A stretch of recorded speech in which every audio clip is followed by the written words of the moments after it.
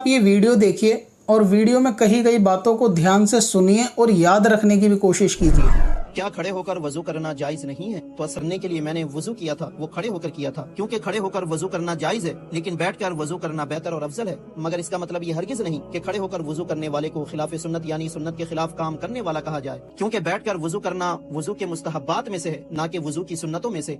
और मुस्तहब चीजों के छोड़ने पर खिलाफ औला का वर्ड यूज किया जाता है, ना कि खिलाफ सुन्नत का। बल्कि जिस सुन्नत के छोड़ने पर गुनाह मिले, जो सुन्नत मौकिदा हो, या जिस चीज को हमारे नबी ने नापसंद किया हो, यानी जिसके अपोजिट मकरूहात हो, उसके छोड़ने पर खिलाफ सुन्नत कहा जाएगा। और जिसके अपोजिट अफजलियत हो, यानी मुस्तहब चीजों का छोड़ना खिलाफ सुन्नत नहीं कहा जाता, बल्कि खिलाफ औला कहा जाता है, जिस पर इंसान को गुनाह नहीं मिलता। जैसा कि मिसवाक करना अफजल है, लेकिन तूत ब्रश से मुंह साफ करना भी जायज है, इसे खिलाफ सुन्नत नहीं कहा जाएगा, क्योंकि मिसवाक से जो मकसद पूरा हो रहा है वो मकसद तूत ब्रश से भी पूरा हो रहा है। क्योंकि मिसवाक करने का असल मकसद हदीस में आया है कि अस्सलामु क़ब्ल अल कलाम, बातचीत करने से पहले सलाम करो। तो पहली बात ये कि ये हदीस ज़ईफ है, मगर फजीलत के बाब में ज़ईफ हदीस काबिल कबूल है, मगर इसका हुक्म सिर्फ मुस्तहब के दर्जे को ही पहुंचता है, जिस पर अमल करना जरूरी नहीं होता। लेकिन इस हदीस पर हमारे असलाफ का हमेशा से अमल रहा है, मगर इसका मतलब यह हरगिज नहीं कि इससे बीच में सलाम करने से मना किया गया है। जो चीज के इस हदीस से समझ आती है, जो हदीस हजरत अब्दुल्लाह बिन उमर से मरवी है कि हमारे नबी ने फरमाया कि जो सवाल करने से पहले सलाम न करे, उसकी फरमाइश पूरी न करो, यानी उसके सवाल का जवाब न दो। तो इस हदीस से ये समझ आया कि सलाम ना करने का जिक्र है, बीच में या एंड में सलाम करने से मना नहीं किया गया है, इसका कहीं जिक्र नहीं है।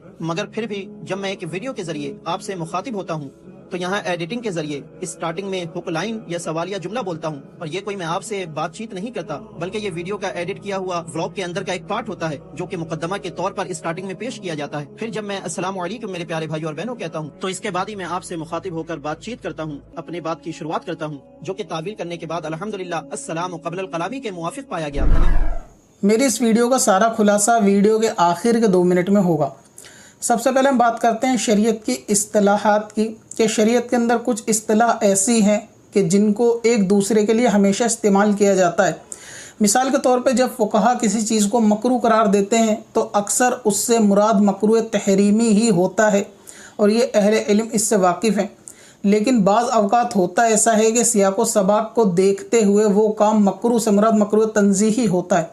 मिसाल के तौर में अगर किसी नमाज के मसले के अंदर फ़ुक़हा लिखेंगे कि एक काम मकरूह है, तो उससे मुराद हमेशा मकरूह तहरीमी लिया जाएगा। और वैसे पसंद नापसंद नमाज के बाहर अगर किसी चीज़ के खाने पीने के मामले में अगर किसी चीज़ को मकरूह करार दिया जाएगा तो उससे अक्सर मुराद मकरूह तंज़ीही होता है। ठीक इसी तरह शरीयत के अंदर एक इस्तिलाह सुन्नत की होती है और एक इस्तिलाह मुस्तहब की होती है।